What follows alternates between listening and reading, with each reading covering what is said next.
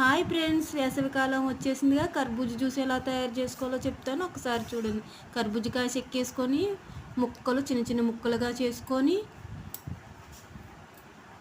చిన్న చిన్న ముక్కలు మిక్సీలో వేసుకొని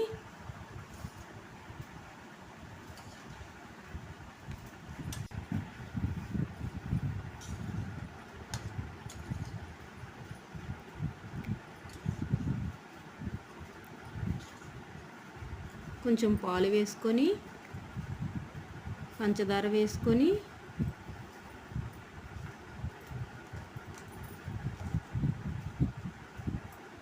బూస్ట్ కొద్దిగా వేసుకొని తగినంత వాటర్ వేసుకొని మిక్సీ పట్టుకోండి. కర్బూజా జ్యూస్ తయారైపోయింది. చల్లగా తాగండి.